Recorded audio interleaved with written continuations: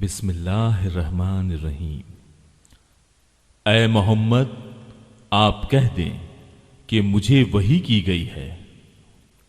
کہ جنوں کی ایک جماعت نے قرآن سنا اور کہا کہ ہم نے عجیب قرآن سنا ہے جو راہ راست کی طرف رہنمائی کرتا ہے، ہم اس پر ایمان لا چکے، اب ہم ہرگز کسی کو بھی اپنے رب کا شریک نہ بنائیں گے، اور بے شک ہمارے رب کی شان بڑی بلند ہے، نہ اس نے کسی کو اپنی بیوی بنایا ہے نہ بیٹا، کہ ہم میں کا بے وقوف اللہ کے بارے میں خلاف حق باتیں کہا کرتا تھا، اور ہم تو یہی سمجھتے رہے ناممکن ہے کہ انسانوں اور جنات اللہ پر جھوٹی باتیں لگائیں۔ بات یہ ہے کہ چند انسان بعض جنات سے پناہ طلب کیا کرتے تھے، جس سے جنات اپنی سرکشی میں اور بڑھ گئے، اور انسانوں نے بھی تم جنوں کی طرح گمان کر لیا تھا کہ اللہ کسی کو نہ بھیجے گا یا کسی کو دوبارہ زندہ نہ کرے گا، اور ہم نے آسمان کو ٹٹول کر دیکھا تو اسے سخت چوکیداروں اور سخت شعلوں سے پر پایا۔ اس سے پہلے ہم باتیں سننے کے لیے آسمان میں جگہ جگہ بیٹھ جایا کرتے تھے، اب جو بھی کان لگاتا ہے وہ ایک شعلے کو اپنی طاق میں پاتا ہے۔ ہم نہیں جانتے کہ زمین والوں کے ساتھ کسی برائی کا ارادہ کیا گیا ہے یا ان کے رب کا ارادہ ان کے ساتھ بھلائی کا ہے، اور یہ کہ بے شک بعض تو ہم میں نیکوکار ہیں اور بعض اس کے برعکس بھی ہیں، ہم مختلف طریقوں سے بٹے ہوئے ہیں، اور ہم نے سمجھ لیا کہ ہم اللہ تعالی کو زمین میں ہرگز عاجز نہیں کر سکتے،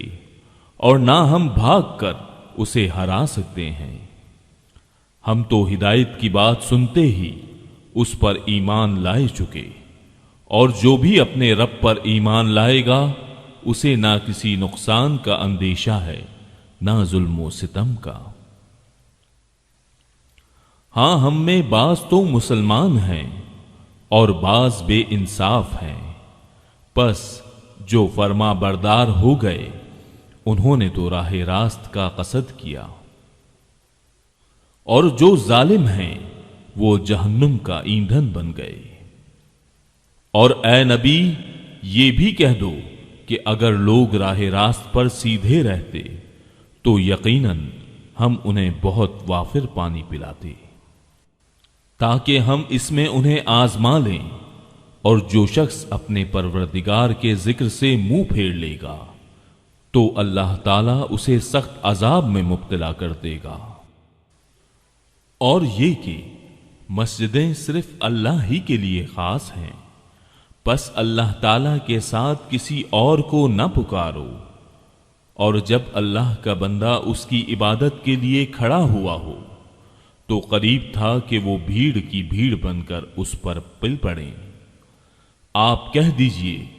کہ میں تو صرف اپنے رب ہی کو پکارتا ہوں اور اس کے ساتھ کسی کو شریک نہیں کرتا۔ کہہ دیجئے کہ مجھے تمہارے کسی نقصان و نفع کا اختیار نہیں، کہہ دیجئے کہ مجھے ہرگز کوئی اللہ سے بچا نہیں سکتا، کوئی جائے پناہ بھی پا نہیں سکتا، البتہ میرا کام اللہ کی بات اور اس کے پیغامات لوگوں کو پہنچا دینا ہے۔ اب جو بھی اللہ اور اس کے رسول کی نہ مانے گا اس کے لیے جہنم کی آگ ہے، جس میں ایسے لوگ ہمیشہ رہیں گے، ان کی آنکھ نہ کھلے گی یہاں تک کہ اسے دیکھ لیں جس کا ان کو وعدہ دیا جاتا ہے، پس عنقریب جان لیں گے کہ کس کا مددگار کمزور اور کس کی جماعت کم ہے۔ کہہ دیجئے کہ مجھے معلوم نہیں جس کا وعدہ تم سے کیا جاتا ہے وہ قریب ہے یا میرا رب اس کے لیے دور کی مدت مقرر کرے گا۔ وہ غیب کا جاننے والا ہے اور اپنے غیب پر کسی کو مطلع نہیں کرتا سوائے اس پیغمبر کے جسے وہ پسند کر لے، لیکن اس کے بھی آگے پیچھے پہرے دار مقرر کر دیتا ہے تاکہ ان کے اپنے رب کے پیغام پہنچا دینے کا علم ہو جائے،